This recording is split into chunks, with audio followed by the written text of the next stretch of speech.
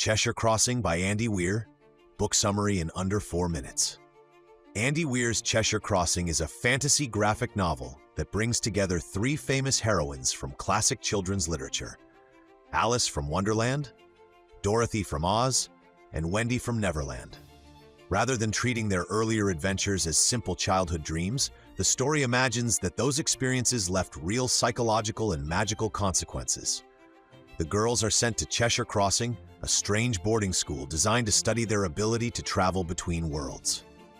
The premise works because it asks what happens after a fairy tale adventure ends. Alice, Dorothy, and Wendy are not wide-eyed children here. They are older, sharper, and shaped by trauma, disbelief, and institutional control. Adults have tried to explain away what happened to them, but the girls know that Wonderland, Oz, and Neverland were real. This gives the book a more rebellious tone than the original stories.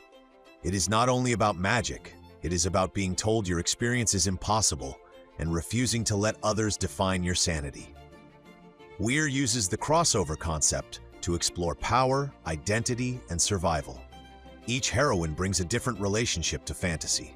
Alice is skeptical and mentally tough, Dorothy is practical and forceful, and Wendy carries the emotional weight of growing up after Neverland. Their differences create conflict but also make them effective together. The story suggests that survival in strange worlds requires more than innocence. It requires strategy, distrust, adaptability, and courage. The graphic novel also turns familiar villains and magical settings into parts of a larger, connected universe.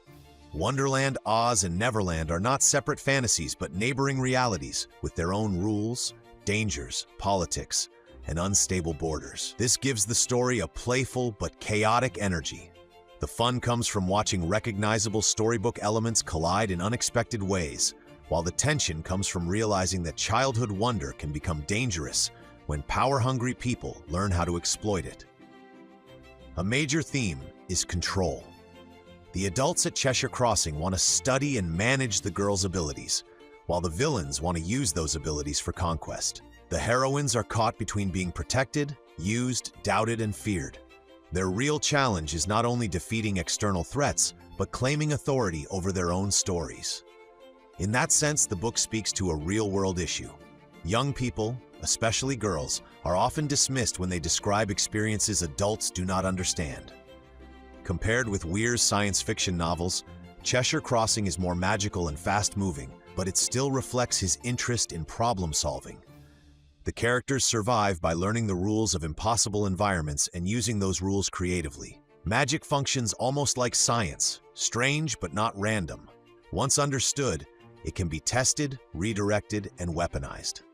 Overall, Cheshire Crossing is a clever fantasy crossover about growing up after wonder. It reimagines beloved literary heroines as damaged, capable young women trying to control their own power in a world that keeps trying to categorize them. Its deeper message is that imagination is not childish escapism. It can be dangerous, liberating, and deeply tied to identity.